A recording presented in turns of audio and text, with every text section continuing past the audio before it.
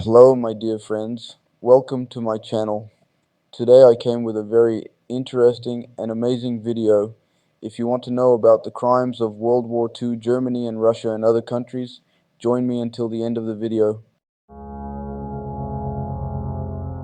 In the year 1939, Nazi Germany, which had risen from the ashes of the First World War, decided to complete the work of Europe, so it attacked Poland as the first step.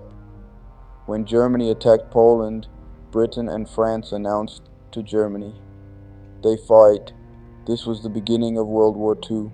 The conflicts continue in this way, and Germany takes over Poland and joins Chisinau and enters the north of France and even occupies Paris. The Germans held everyone's breath in their chest. That is, they had become the first European power in the West. Hitler was very happy, but not satisfied. He said that we should finish the job. He was preparing the army to attack the Soviet Union on June 22, 1941. This Barbarossa operation was known as the biggest invasion in human history. Let us start from a day before the start of this operation. That is, June 21st in the morning. On the same day, a Soviet submarine commander named Maxim Primers Schön announced that he saw 32 German personnel carriers in the Gulf of Finland when the captain of this submarine gives this report. On the other hand, a communist spy in Nazi Germany named Alfred Littany calls the Soviets and says that the Germans are moving. One of the Red Army personnel named Georgy Zuka receives this message and immediately calls Stalin. Stalin gives orders immediately. General Shuka and the Soviet Minister of Defense, the Kremlin mutation, quickly reach themselves. Stalin first tells these two that, "I think this is a fake news and they want to disturb our peace." He even says that, "I don't think the Germans are so stupid and attack the Soviet Union in this situation." But Timoshenko says that we are wrong, they are attacking. Even today, the phone line of Germany and the Soviet Union was cut off. Timoshenko Stalin says, "Let us declare a nationwide alert," but Slimy says, "No, it is not necessary, it is still too early to make such a decision." What is going on in the Kremlin on the 21st of June? What is happening in Berlin now? Hitler has a party and invites all the engineers and high ranks of the army and gives a speech to them. They are not talking about the attack that is going to be carried out tomorrow. It only tells about the future of the Third Reich.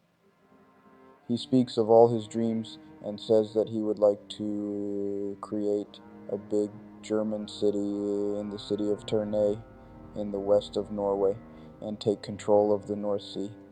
He continues and says that the best and highest quality buildings are built in all German cities. And where are we going to get the materials used for these buildings? The crowd is silent to see what Hitler has to say. Hitler always said that the best building stones can be found in Russia, and that Russia will be the best source of building materials for the future Germany. Germany, which occupied Poland and bordered the Soviet Union, one of the Polish cities, Simitara, was a border city between the Soviet Union and Nazi Germany. Summers were good and people were partying and didn't know where their city was located and what monsters were opening their mouths to their left and right. It gets late and people go to sleep. At 4 o'clock in the morning, German planes appear over this city and start hitting the city. Somehow the Soviets were surprised. Although all these reports reached Stalin, the Soviet army did not take it seriously and the Germans began to advance. The German army that had entered the Soviet Union was extremely large. There is no exact figure, but it is said that it was more than 140 divisions. Along with them, there were 17 armored divisions that moved with tanks. Before this attack, the Germans had won in Poland, Denmark, Belgium, Holland, France, Luxembourg, Yugoslavia, Greece, and North Africa, and in all these wars of this size, they had killed only 70,000 people. At this time, the German army has more than 5 million soldiers, 1,700,000 Air Force personnel, and 400,000 constitute the German Navy. So, This huge force that we just mentioned is the strongest military force in the world, and they are superior to the Soviets in all respects, and they are the first in terms of strategic strength and technologies. They informed Stalin that Germany has attacked with an army whose northern head is in Finland and southern head is in Romania. It means an army that moves forward with a width of hundreds of kilometers. It is not for nothing that this attack is called the biggest attack in human history. Interestingly, the second largest human invasion is the Battle of Normandy. One head of the German army was in Finland, but it was not the Germans who fought in Finland, but the Finns who cooperated with the Germans and wanted to take back their lost lands from the Soviet Union. You should know that the entire army of this greatness of Germany is not all German, but many countries that supported Germany and sent their troops to fight with them. Finland, Romanians, Ukrainians, Danes, and even many Muslims from the Middle East, especially Iraq and Syria, fought for Hitler. In any case, about 3.5 million soldiers entered the Soviet Union. What are Stalin and the Soviets doing now? The Red Army faced a big problem, and that was the lack of high-ranking generals, because Stalin had executed all the high-ranking generals, and at this moment they only have two generals, Yurgik and Timoshenko. These two people should decide the war strategy. They had many soldiers, but few generals who could plan and implement strategies.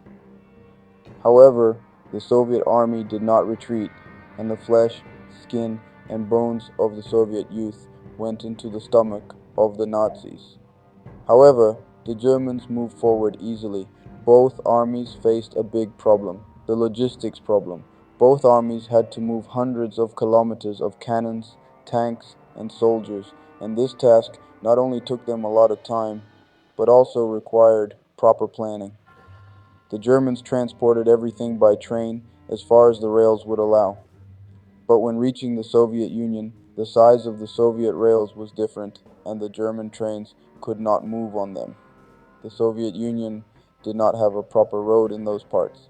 If the railway did not work, it would be very difficult, and they could make some progress only with the roadless rolling machines. But most of them have to walk. But the Germans had thought of this. They had prepared 500, 600,000 horses to use in the fronts. For this reason, 635,000 horses were sent forward so that the soldiers could ride and also carry ammunition with the horses. At this time, the Soviet army was not small, but its forces were not all in the west. 70 of the armies were in the east of the country, thousands of kilometers away.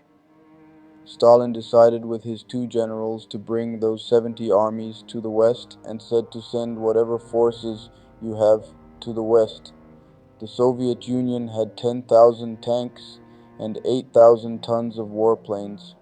They are ordering to bring these to the west.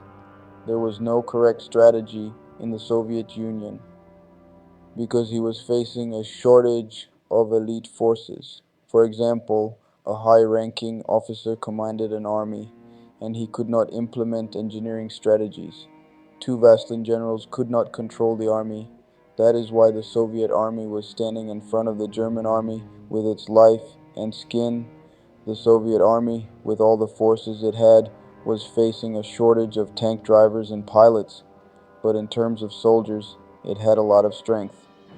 Those soldiers who had not yet reached the legal age, the Germans decided to divide into three parts after advancing in the Soviet territory. One part would go to Kiev, one part to Smolensk, and the main part to St. Petersburg. The army occupying Smolensk was to be divided into two parts. One part went to Moscow, and the other part went to the north with the help of the army that went to Leningrad. It was a very wrong decision, because Hitler underestimated the Soviet and Moscow forces and said that Moscow was comfortable. Some of the army should go to help Leningrad. The things that had happened in the past days had caused the Germans to make such a decision because they had millions of soldiers so far. They killed or captured the Soviets, and they could not believe that the Soviets still had a significant force. Here Hitler made a big mistake. He ordered to occupy all the villages on the way to Moscow. All the German generals said, "It's wrong. Let's take Moscow first, then we'll go and take these villages." But Hitler says no, clean up, go forward. This gave the Soviet forces around Moscow time to strengthen themselves. The German advance near Moscow was lightning fast.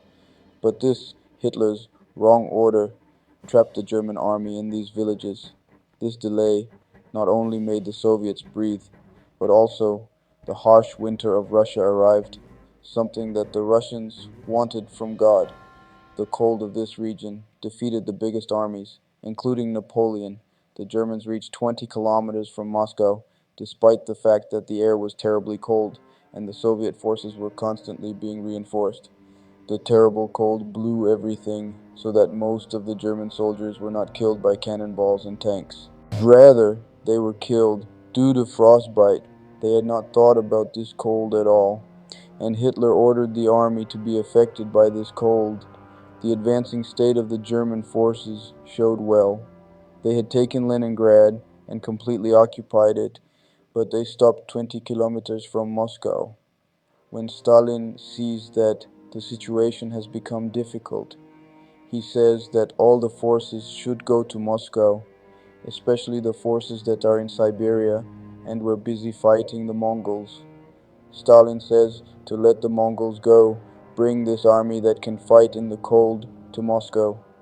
By the 6th of December, the German forces were completely grounded due to the extreme cold. Stalin orders that now is the time for a counterattack, and the Soviet forces, who were retreating until then, will start attacking the Germans. The same thing Germany did 5 months ago. That is, it attacked millions. Now the Soviets are attacking the Germans with hundreds of thousands of young soldiers and advancing, and this is where Operation Barbarossa ends. Barbarossa, which was Germany's attack on the Soviet Union, ended here and was in favor of the Russians. From now on, the Soviets would advance in the war. The reason for the failure of Barbarossa operation was Germany's strategic mistake and Russia's severe cold. The failure of Barbarossa operation made Germany. From then on, it was depleted day by day until it finally failed completely. In these 5 months of Operation Barbarossa, more than 1 million personnel of the Nazi army were killed, but the Soviet Union, which fought with the force of its young soldiers, killed more than 4.5 million people in this operation killed, and no one believed that the Germans would be defeated. Dear friends, I hope you liked the video. Thank you for liking the video and sending it to your friends. And subscribe to our channel to see more videos. Thank you to all of you dear ones.